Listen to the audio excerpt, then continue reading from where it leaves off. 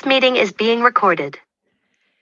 Hello, wonderful. This is Sarah. And if I look tired, it is not a figment of your imagination. It is because I am launching Problem Solved Simple Habits for Complex Decisions. And today is launch day. I literally, I have my old book here and then literally keep forgetting to bring my new book up here. So, but it's the Problem Solved Simple Habits for Complex Decisions. It's got the maze on the front, and it is a huge conversation around boundaries, but not boundaries like you are thinking, right? Because if you followed my work for the last half decade or more, whatever it is, it's a lot about high conflict relationships and toxic relationships, okay? And there's this myth around toxic relationships that everybody who had a high conflict relationship had self-esteem issues or self-confidence issues. I do not believe this to be true after hundreds and thousands of conversations. What I do believe to be true is that toxic people are good manipulators and con artists. Okay. And within the conversation around high conflict relationships and toxic relationships, it's normal for us now to talk about boundaries.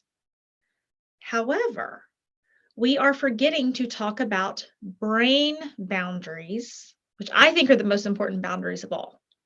We all know what, our internal world makes our external world, right? So if we cannot have boundaries within our own brain, it's hard to have boundaries within our life. And more importantly, if your brain already feels scrambled, then it's going to be much easier for a toxic person to manipulate you, gaslight you, trick you, get you off topic, all those sorts of things.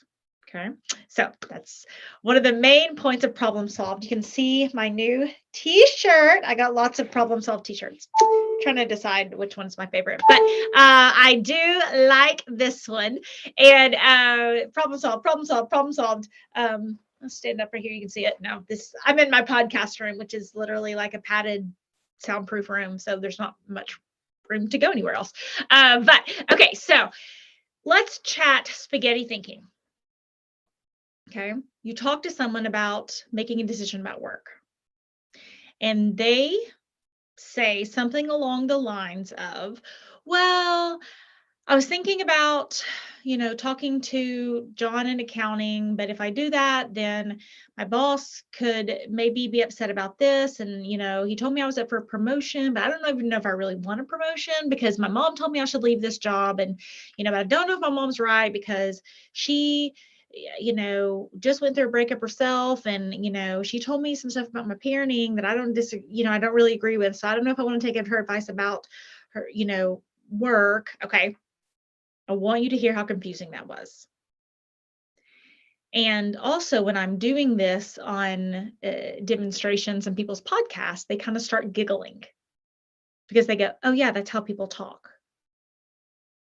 And I call it spaghetti thinking because it's like you take 20 problems or 20 noodles and you mix them up all together, and then you put that sauce on there, and then you try to get the biggest bite that you can possibly get and shove it all in your mouth, okay? And I have such compassion in this conversation because I see people and they are making life so hard on themselves. And it's not that they're lazy, but they're either spending time on the wrong problem or they are clumping so many problems together that they're already exhausted, or they are clumping so many problems together that they're here and then they're here and they're here and they're here. And then when it's time to solve one problem or take action in one area, it's really difficult to figure out which noodle to pull from the pile. And so if your brain feels like spaghetti, maybe all this, or maybe all this, or I don't know, if I do this and someone's going to be mad and I shouldn't do this and I should, okay. If your brain already feels like spaghetti, think how easy you would be to manipulate. Think how easy it is for a toxic person to come in and maneuver where he or she wants those noodles to go. And my first book, Becoming Toxic Person Proof, the most important part is the subtitle, Clear the Confusion and Learn to Trust Yourself. Now, problem solved, my t-shirt. Simple habits for complex decisions is again all about trusting yourself. It's relentless. I am relentlessly committed to one thing, making difficult concepts easier to understand so they become easier to implement so that your life becomes easier. I'm relentlessly committed to taking difficult concepts, putting them in easy terms so it's easier to understand so your life can be easier. Okay. And that's what I see these people in spaghetti thinking. It's really as if without brain boundaries, there's a lot of movement. Like, think how exhausting it was to even hear me talk about, well, maybe I'll do this. Or let's say you're trying to decide if you're going to break up with someone. Well, I was thinking about breaking up with them, but then this person says they're nice, but I don't know. They feel really like something feels off with me. And I don't really know if they're nice. And, but my mom said they were really great. I keep talking about mothers for some reason today. Probably because I've had to do a lot of mom duties for my kids today. But maybe I don't know maybe if we do this, then I don't know, but my best friend said they're a great person, but then my other best friend said they were a terrible person, right? And you clump all these ideas and these problems together, and your thinking is all over the place, and it's exhausting. 77% of people are saying that they're in burnout right now. And I see so many people spending money, spending energy, spending time, overthinking, decision-making fatigue, and again, not lazy. It's like they're running around a racetrack, but not getting anywhere. And they are just vroom, vroom, vroom, spending money and spending energy and spending up resources with gas, which is expensive now, and all that kind of stuff. And they're not getting anywhere. They're not getting where they want in their life. Okay. Good thing is it's very easy to fix. Okay. So in the book, Problem Solved, Simple Habits for Complex Decisions. Get it now? But when you talk about this, okay, so I talk about something called the magic question, which is, what problem are you trying to solve? And I call it the magic question because it gets us out of learned helplessness, right? If we had a situation in our life that we were like, oh, life is happening to me, I don't know what to do, right? It's like, okay, I believe in you. You're a problem solver. Like, our brains are problem solving machines. Okay, so what problem are you trying to solve? And people kind of stop and they think and they go, okay, the problem I'm trying to solve is decide whether I'm going to ask my boss for a promotion. Okay, the problem I'm trying to solve is figuring out how to make sure my boss understands the work I'm putting in. The problem I'm trying to solve is ensuring that my kid feels loved, even if I can't see them that weekend. The problem I'm trying to solve is to try to create, 10,000 more dollars so I can set it aside for more money in retirement. The problem, it doesn't matter. Okay. It's just asking that question to give yourself clarity. Okay. So when you ask that, this is where you get to spaghetti brain dump. Okay. And I've seen it over and over. Please, please, please do this. I just did a live with a girl who works in narcissistic recovery, and she talked about getting stuff out of your head and getting it on paper, right? If you leave it in your head, and I'm the worst about this. I really am. Like, I hate writing things down. I have ended up keeping notes in my phone. So that when I need something, I just like go to the notes in my phone. I'm like, okay, this is what I need to remember. This is what I need to do. Okay. So I realize this is hard. Okay. But if you have 10 minutes, you're waiting on your groceries to be delivered, 10 minutes, I'm waiting to pick up a kid, their baseball practice to finish, 10 minutes while you wait for your tea to boil. I don't know, but make time. Okay. More time, less stress. That is my goal for you. Take complicated issues, make them easier to understand so they become easy to implement so that your life is easier. Okay. So spaghetti dump, what problem are you trying to solve? Spaghetti dump it all out on paper. Okay. And it's probably going to sound like a jumbled mess. That's okay. Then I want you to take each sentence as if its own, like number 1, number 2, number 3. You're basically kind of creating a to-do list. Okay. And my smart girls, smart guys love to-do lists. They're like, okay, check it off the box. Got this one. So dopamine hit. They can make us feel really good. Okay. So what problem you're trying to solve, you're going to spaghetti dump it all out on a piece of paper, 4, 5, 10 sentences, doesn't matter. And then all you have to do is take each sentence, first sentence, number 1, second sentence, number 2, third sentence, number 3, fourth sentence, number 4. Okay. And some of those probably aren't really problems you're going to solve. But think about the difference when you look at a word scramble versus a to-do list.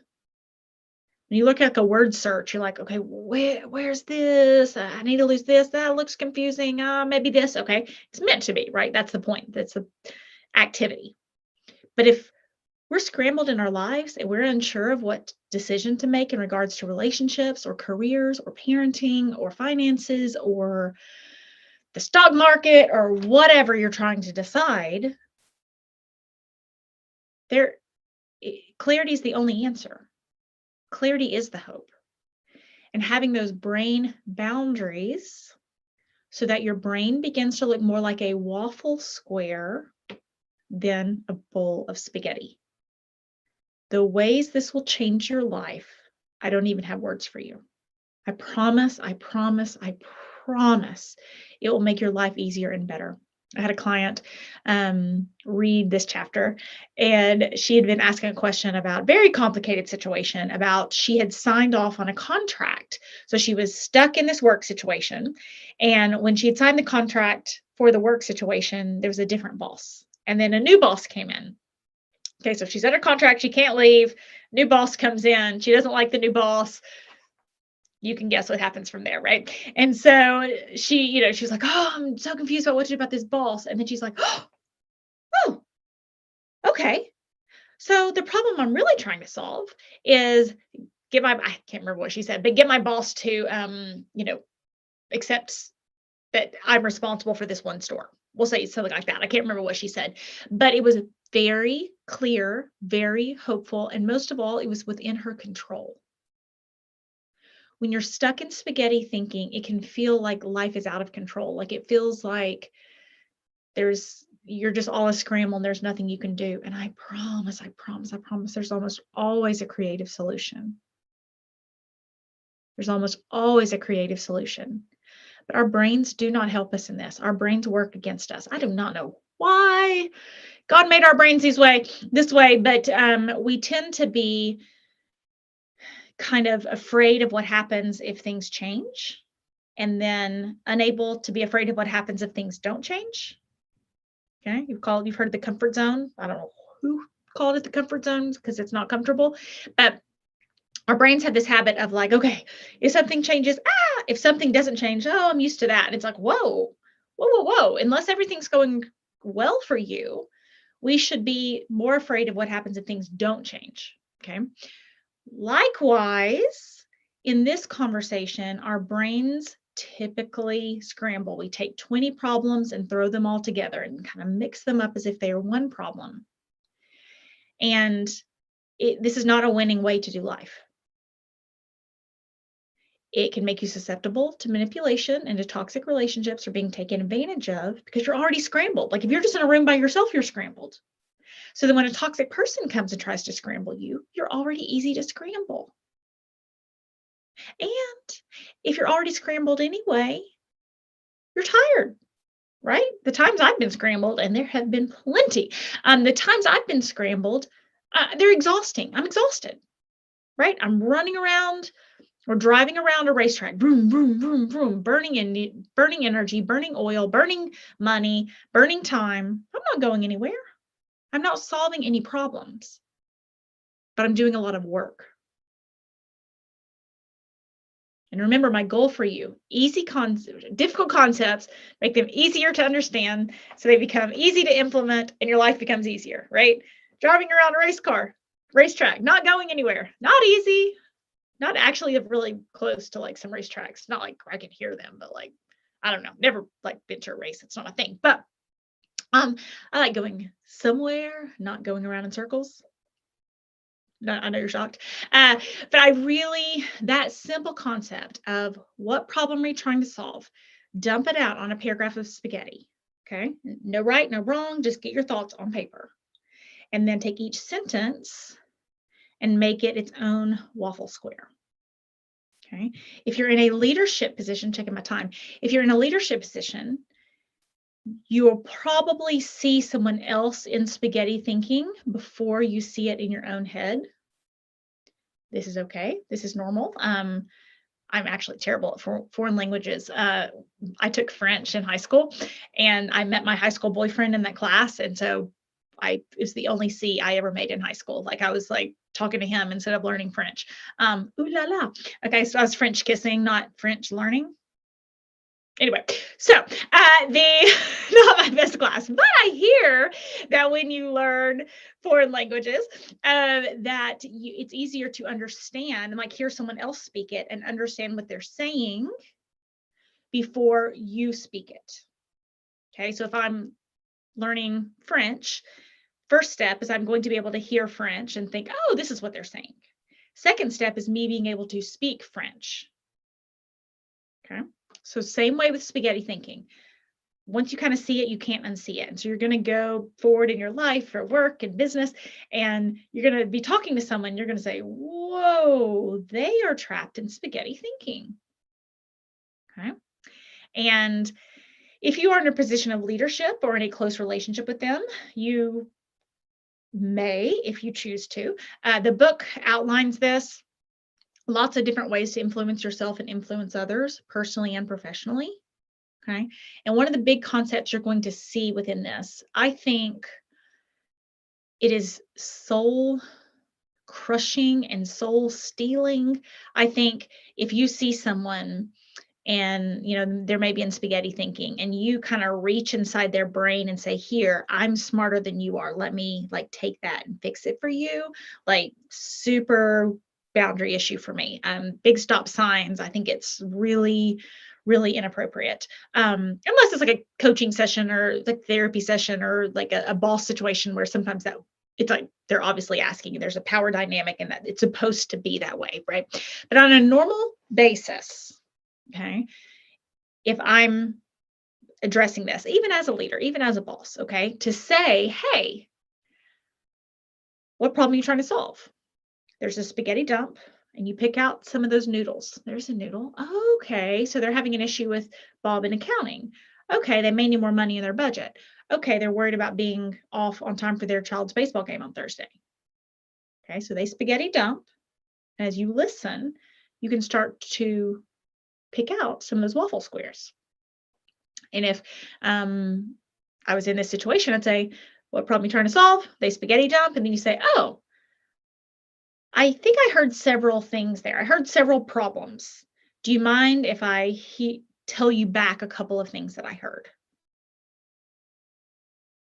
I want you to hear how respectful that is. I want you to hear how kind that is. And they have full permission. Okay. And no one likes a know-it-all, right? So some people in life, it's like they're a know-it-all and they're telling everybody what to do. And maybe your boss is like that. You're like, oh, they never listen to me. They just tell me what to do and it wasn't even the right problem. Okay. This is a big solution for that. What problem are you trying to solve? Listen. And it's I really want to get clarity and make sure I heard you correctly. It sounds as if you said 4 or 5 problems. Can I tell you back a few problems that I heard from you? You should hear how respectful that is. It's listening, it's kind, it's feedback, it's active listening. It's not taking over the problem yet. If you're a boss or someone, you might have to take over the problem, but it's giving it just a tiny step for clarity. It's 30 seconds, 45 seconds, 1 minute. Connection and clarity. Okay. So may I tell you what I heard and then list out 2 or 3 problems for them? If you do this, usually the person is going to have a huge light bulb and smile and say, yes, that's exactly the problems I'm trying to solve. Thank you so much, right? You've created that connection. It's great leadership technique, especially if you're leading young people in a work situation. Please try it. It's had fabulous results. Or if you're dealing with someone who's in a really confusing or complicated situation, okay? What problem are you trying to solve? Listen. Okay, it sounds like you were talking about 4 or 5 problems there. Can I pick out a few of those problems and tell you what I heard? May I? pick out some of your problems and tell you what I heard. Okay. And that also opens the other person's ears to hear. Okay. Just like we don't like when someone just says, oh, gosh, I can't believe you're even worried about this. Here's what you should do. Well, the answer's obvious. Like, here's what you should do, right? Other people's problems are always easier to solve because they're not emotionally connected to them. So within those, that's how to help create brain boundaries for other people. And if you're doing it solo, and again, I point that out to say it will be easier to see other people's spaghetti thinking rather than see your own spaghetti thinking. Just like when you learn a language, it's easier to hear French before you begin to speak French. Okay. So that's normal. Nothing's wrong, right? Just if you're using other people to learn, like use them in their best interest in a way to help them and be super respectful. So, but if you're doing it on your own, spaghetti dump, then list out sentence 1, sentence 2, sentence 3. And then the easiest thing, that's basically the way to create brain boundaries within your own thinking to make you much harder to manipulate. If you start to think in these terms of like, okay, what problem am I trying to solve? Maybe what problem am I really trying to solve, or who am I really trying to solve? And getting that clarity, I promise you'll be so much harder to manipulate. But if we don't have boundaries within our own thinking, we don't have boundaries within our own brains, we don't have boundaries within our own minds, then it's really hard to create those boundaries in our life. Okay, because what problem are you trying to solve? The problem you're trying to solve is probably not to be lonely and never have anyone else in your life again, obviously, which can feel really scary when you're setting those boundaries. You're like, oh gosh, I keep setting these boundaries. I'm not going to have anybody left, right? So start with brain boundaries, right? And really get that clarity and peace within your own head so you can become your own creative, independent problem solver. You can become your own powerful problem solver. And you're able to start making decisions based off that waffle thinking and that waffle decision-making process rather than making decisions through people pleasing or perfectionism. And people pleasers, I'm used to be the world's worst. People pleasers, the way they make a decision is, well, how do I not make you mad? Well, how do I not make you mad? Well, what decision do I need to make the least amount of people mad? Okay, it's a terrible way to make decisions. I want to say it out loud. It's as if we have this internal permission note we need everyone to sign off on, and that's how we make a decision. Let me talk to you about it and see if you'll sign my permission note. Let me talk to you about it and see if you'll sign my permission note. Let me talk to you about it and see if you'll sign my permission note. Okay. It's just a really hard way to get the life you want. It certainly didn't get me the life I wanted. Right. And then sometimes we have perfectionism, right? So it's like, okay, I'm happy to make a decision as soon as I figure out the right decision that's not going to have any negative consequences and there's no sense of rejection. I'm not going to look bad. And probably also not the way to get what you want, you know? And so in this process of creating brain boundaries and unraveling our thinking and figuring out simple ways to make complex decisions, forgive yourself, right? Like we were not taught how to make decisions in school. Even if we had really fabulous parents, they made decisions without the internet. The internet changed some things. Whatever process our parents did or did not teach us for making a decision, most of the time in that day and age, it was like, well, do it because I'm the parent. I said, like, that was how we made decisions as kids, right? That was the culture. Everyone did that, right? But even if you had parents who walked you through decision-making processes, well, they didn't have the internet. We now live in the information age. It has changed how we make a decision. And the beauty is within the spaghetti waffle plan that once I promise with everything, single thing in my heart, if you can waffle it down and you can see, okay, one problem I'm trying to solve is how to get over guilt with my mother. Another problem I'm trying to solve is how to have a conversation with my boss. Another problem I'm trying to solve is getting over the fear of going after that promotion.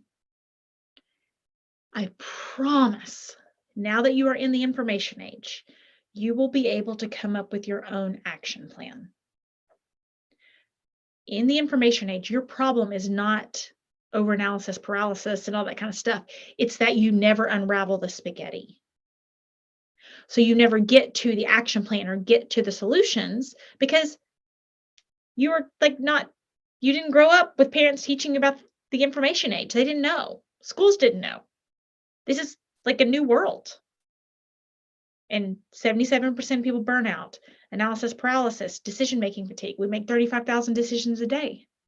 Decisions a day. I'm probably getting tired of saying that word. My tongue's like, we make 35,000 decisions a day, and no one ever taught us how to make a decision. And then we're people pleasing, like, oh, how do I not make you mad? Or how do I get this decision right?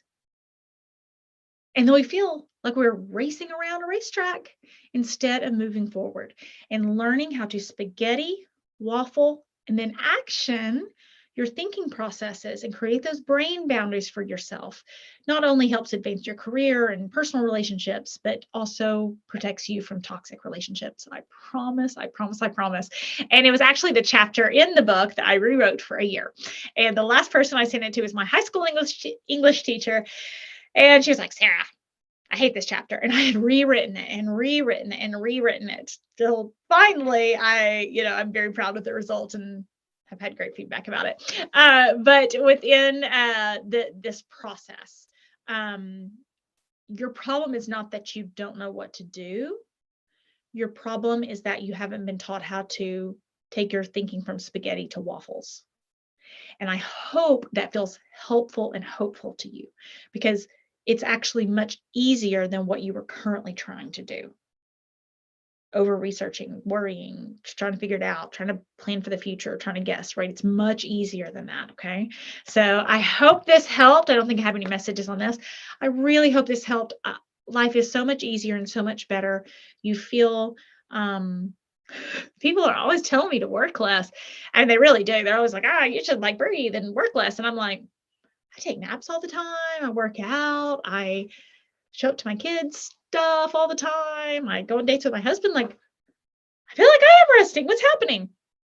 And I really, truly think it is. I truly feel like I have more time than most people because I'm able to implement this process and because I'm not wasting time solving the wrong problems or trying to figure out what I'm really thinking or what I'm really wanting to do. So I want that for you. I promise it is easier. Take a little practice, but it's much easier than what you're currently doing. And I explain it all in my new book, Problem Solved, Simple Habits for Complex Decisions. If you are just now here and you didn't see my shirt before, I'm very proud of my shirt. My hair looks like a mess. I'm going to have to do another launch day where I look put together. Probably not going to be today. And I have my son's tennis match later today too, of all the days. So anyway, but I really, really, really, really, really, really want your life to be easier. And so you don't feel like you're just going around the racetrack burning fuel. So I think the ebook is still 99 cents right now. This is day one of the launch day. And, whether it's helping you get unstuck or helping someone else get unstuck personally or professionally, there are examples of all of it. And I thank you for joining me on this concept of brain boundaries. Life is so much easier with those brain boundaries, I promise. And I hope you have a great day. Thanks for joining me.